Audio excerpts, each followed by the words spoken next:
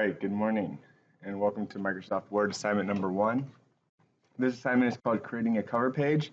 I'm going to walk you through the process step by step. The first thing we need to do is we need to open up a new Microsoft Word document. To do that, I'm just going to go to my Start menu here in the bottom left. In my most used programs, you'll see Word 2013. If you don't see it there, then you can go ahead and type in the search bar below Word, and it should pop up as your best match. When that opens up, you're going to see a series of different document types that you could explore. These are all different templates, and perhaps at some point we'll use them.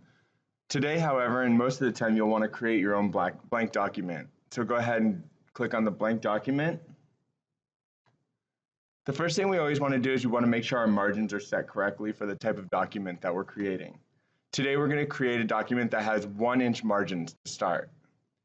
To make sure that our margins are correct, we're going to go to the Page Layout tab, and that's where we can find our margins.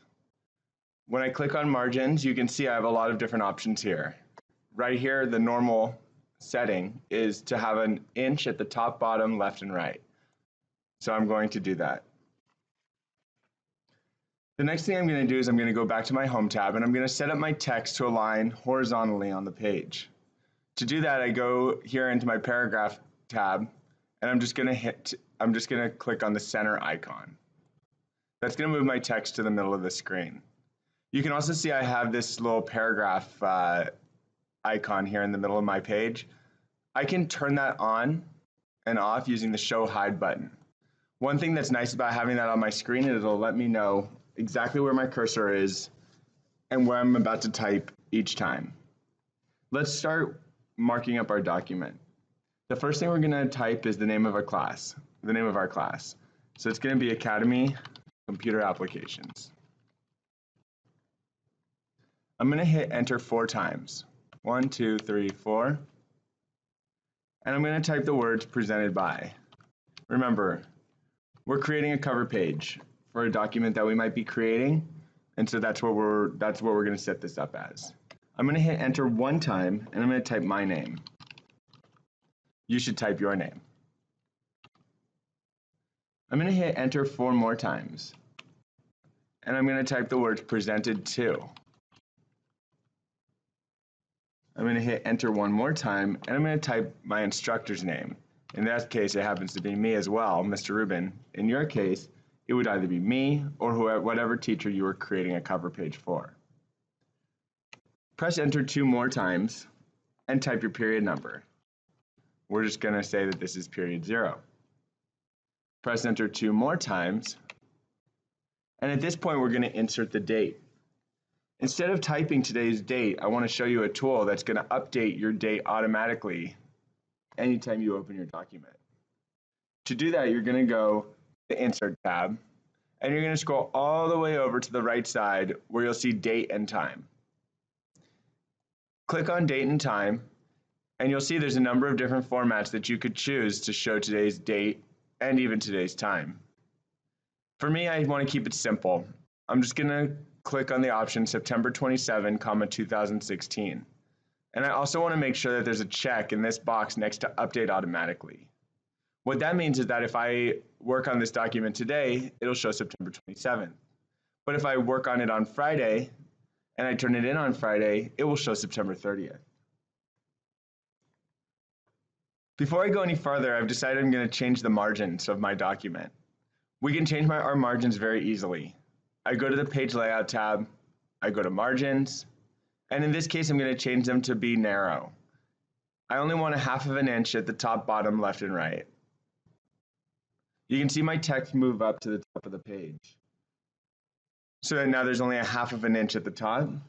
I also want to change, however, my alignment on the page to be, you can see it's centered horizontally, but I also want to center it vertically. I'm going to do that by going to, in the Page Layout tab, I'm going to go to Page Setup, and I'm going to click on this little drop-down menu. This will give me more formatting options. I'm going to click on the Layout tab. I'm going to go to the Vertical Alignment section, and I'm going to change it to Center. That's going to move my text down on the page so that it's centered vertically on my document.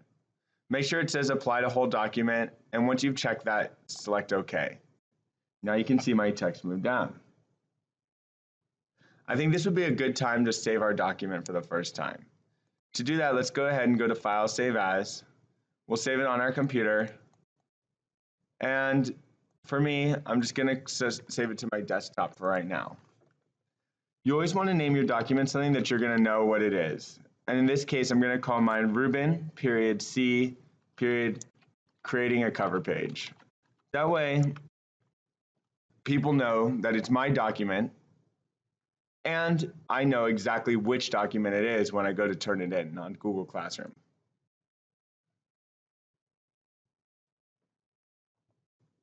Now that I've saved the document, I'm going to add a page border.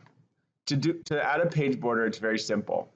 I can go to Design, and on the very far right side, you'll see where it says Page Borders. Click on Page Borders, and you have a few different choices. The first is you could choose a line. Perhaps you like something like this. You can change the color,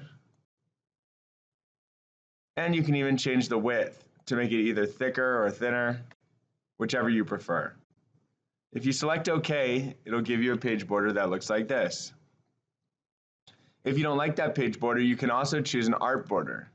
You have choices like apples, and it'll give you a preview right here. There's cupcakes, stars, flowers, all sorts of things. But if you scroll down towards the bottom, there's also some other neat options that will look sort of like a certificate template. For example, if I chose this one, you can see it would look like this.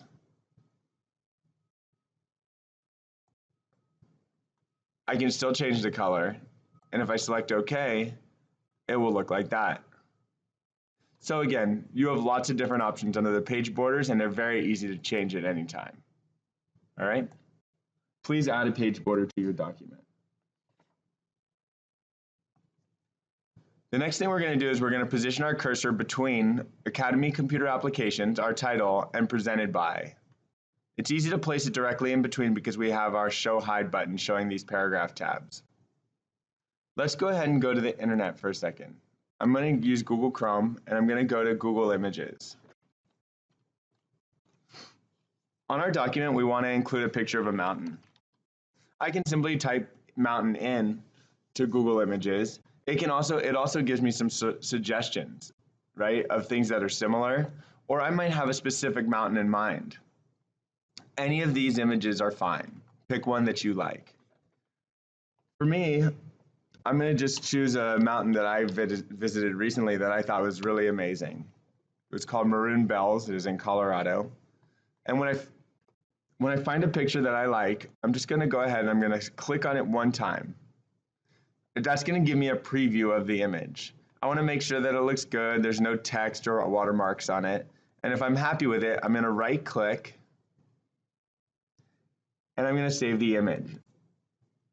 Again, it's very important that you name the image something that you're going to know what it is so that you can add it easily to your document. In this case, I'm going to name it Maroon Bells, and you can see I've actually downloaded this image already. I'm going to hit save. And I'm going to go back to my document down here in my toolbar at the bottom.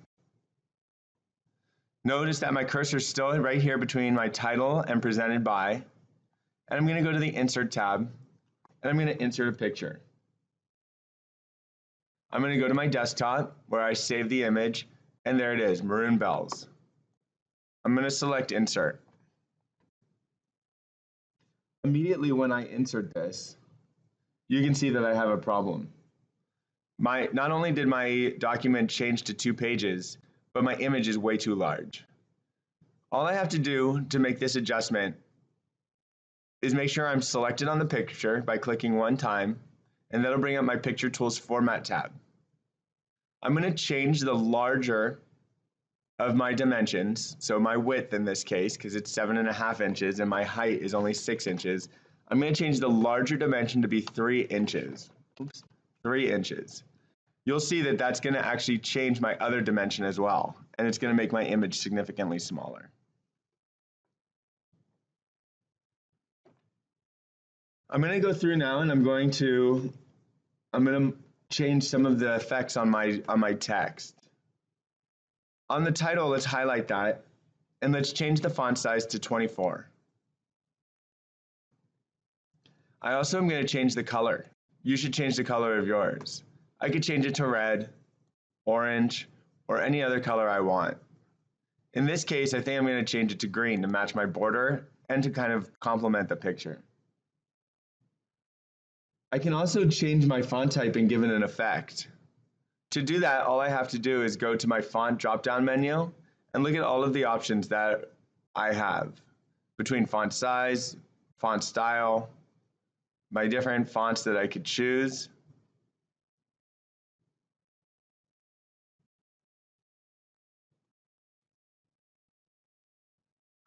It gives me a preview of what that looks like, right? And I have a number of different effects that I could use.